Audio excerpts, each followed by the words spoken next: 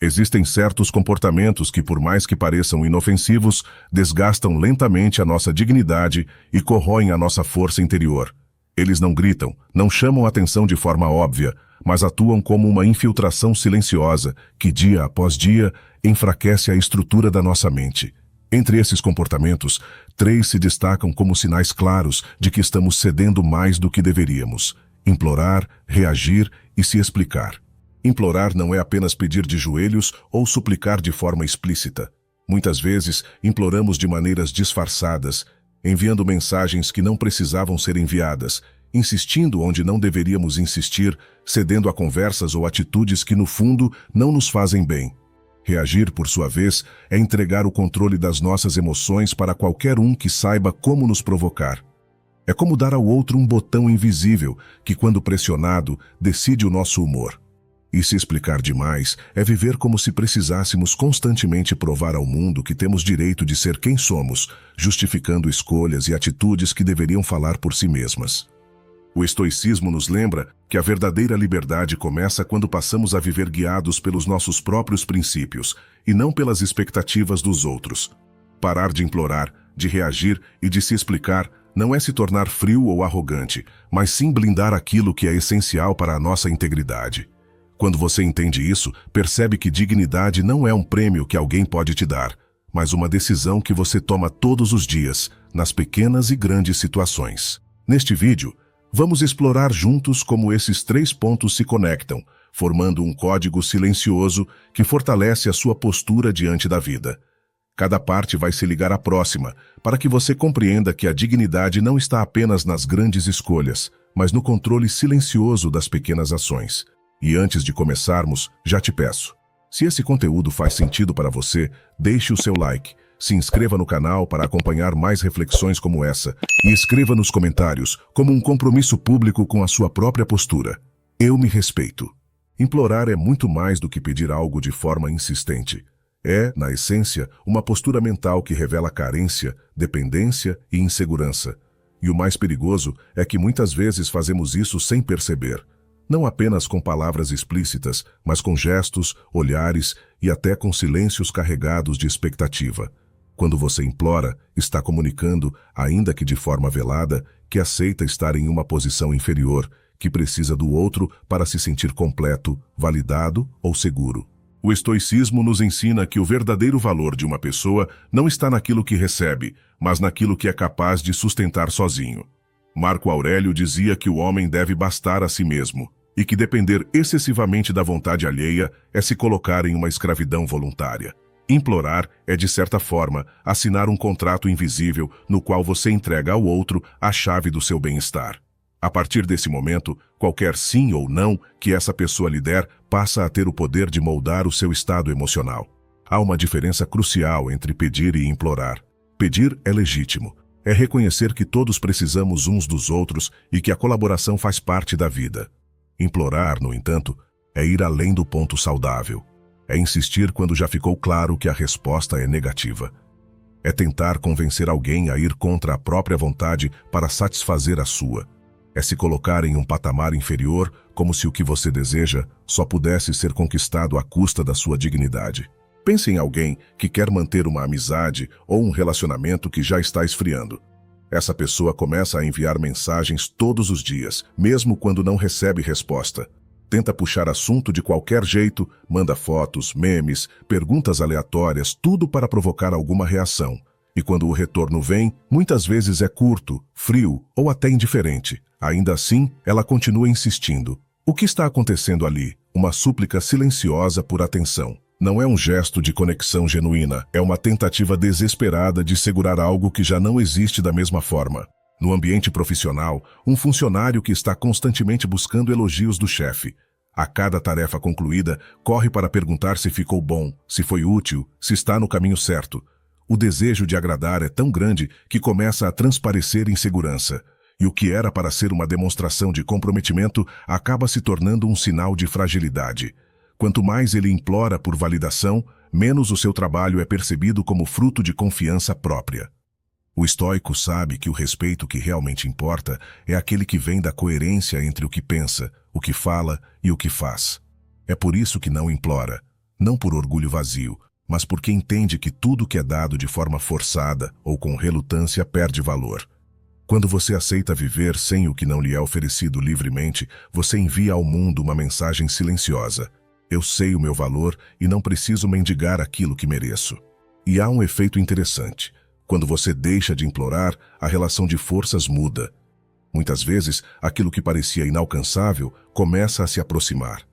Não porque você pediu mais, mas porque sua postura mudou. As pessoas percebem que você não depende delas para existir, e isso desperta respeito. E por vezes, até admiração.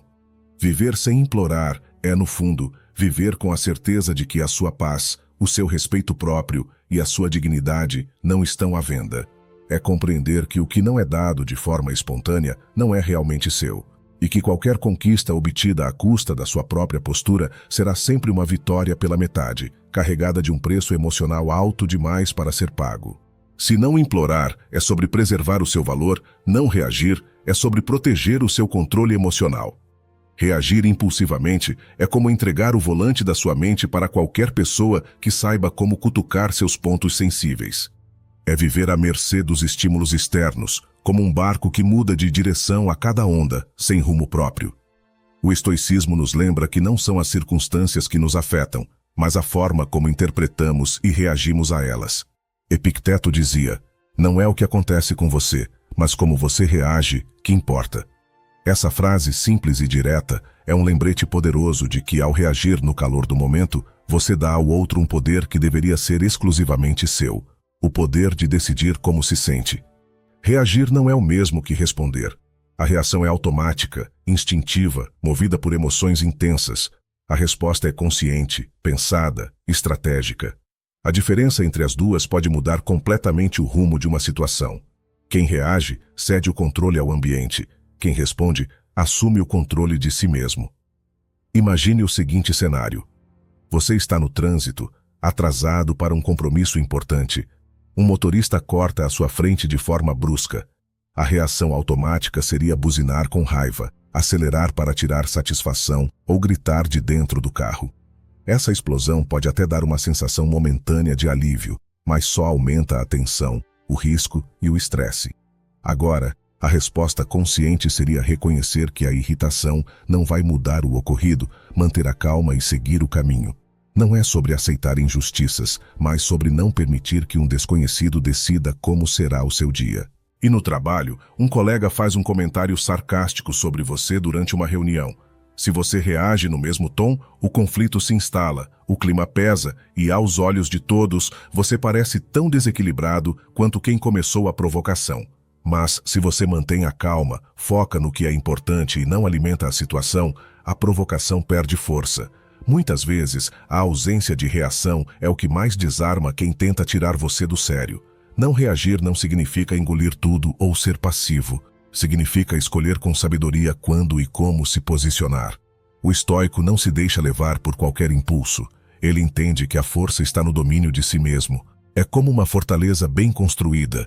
Ela não se abala com cada vento, nem abre suas portas para qualquer um que bata. Há também um ponto pouco falado. Reagir constantemente é exaustivo. Você gasta energia em discussões que não levam a lugar algum, deixa de lado seus objetivos e vive em um estado de alerta permanente. Quando aprende a não reagir, você economiza energia emocional para o que realmente importa. É como filtrar o ruído para ouvir apenas o que merece atenção. Com o tempo, você vai perceber que não reagir é mais do que autocontrole. É um ato de liberdade. Porque, quando os outros percebem que não conseguem provocar uma explosão, eles perdem o poder que acreditavam ter sobre você. E pouco a pouco, você se torna alguém que não pode ser manipulado pelo calor do momento.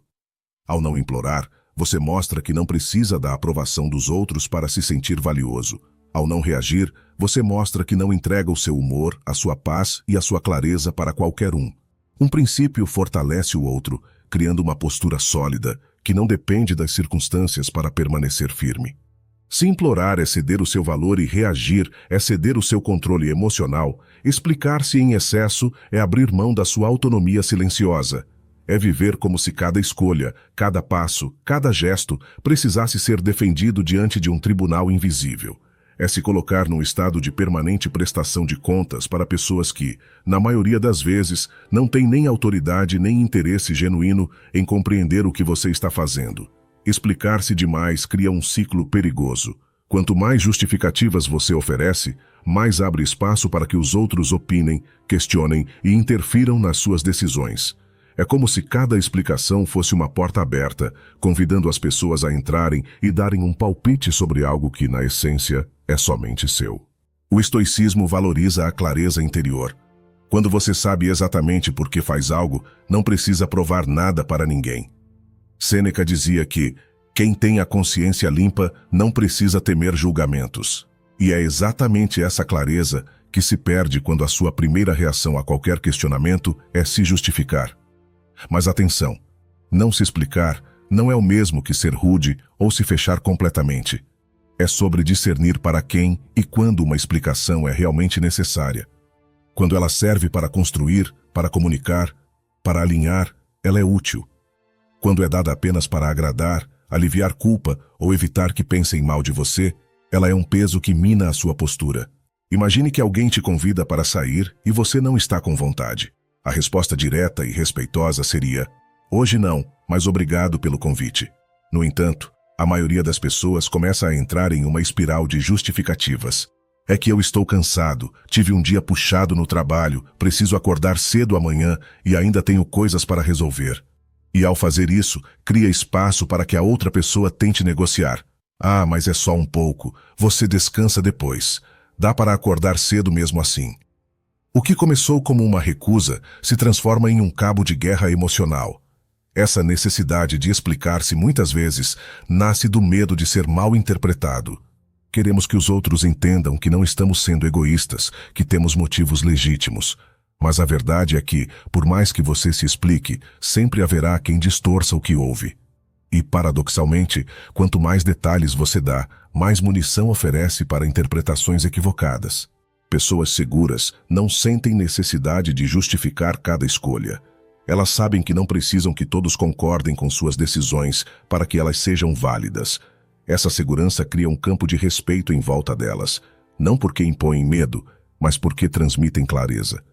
No mundo moderno, onde todos parecem ter opinião sobre a vida de todos, saber não se explicar é uma forma de proteção. É estabelecer limites silenciosos que dizem: eu não devo nada além de respeito e sinceridade básica, e além disso, a minha vida é minha. Se você observar, verá que os indivíduos mais admirados, aqueles que parecem ter uma presença marcante, não passam o tempo todo se defendendo. Eles falam pouco, agem com coerência, e suas decisões são comunicadas como fatos, não como pedidos de aprovação. A partir do momento em que você adota essa postura, algo muda não só na forma como os outros o veem, mas principalmente na forma como você se vê. Porque cada vez que evita uma justificativa desnecessária, você envia a si mesmo a mensagem: eu confio no que faço. E essa autoconfiança silenciosa é um dos maiores sinais de dignidade. Ao não implorar, você preserva seu valor. Ao não reagir, preserva sua paz. E ao não se explicar, preserva sua autonomia, fechando o tripé que sustenta uma vida com mais firmeza, clareza e respeito próprio. Implorar, reagir e se explicar parecem atitudes diferentes, mas, na essência, têm a mesma raiz: a dependência da validação externa. É como se cada um desses comportamentos fosse um fio que liga você a um mundo de expectativas, opiniões e julgamentos. E quanto mais esses fios se acumulam, mais você se afasta de viver de acordo com os seus próprios princípios. Ao quebrar cada um deles, você não apenas muda hábitos isolados, mas transforma o seu modo de existir. O primeiro passo, não implorar, é a fundação dessa mudança. Quando você para de implorar, está declarando ao mundo, e mais importante a si mesmo, que não precisa mendigar o que é essencial. É a decisão consciente de não colocar sua dignidade à venda em troca de atenção, aprovação ou aceitação. Esse é o alicerce, porque sem ele todos os outros princípios ficam frágeis. Afinal, se você implora, inevitavelmente acabará reagindo ao que recebe e se explicando quando não for entendido. O segundo passo, não reagir, é a fortificação das suas muralhas internas. Se o primeiro princípio impede que você se curve, o segundo impede que você se abale com as pedras que tentarem jogar contra você. Não reagir impulsivamente é recusar-se a viver como mar agitado ao sabor de cada vento. É manter-se sólido, como uma rocha que permanece no mesmo lugar, independentemente da força das ondas.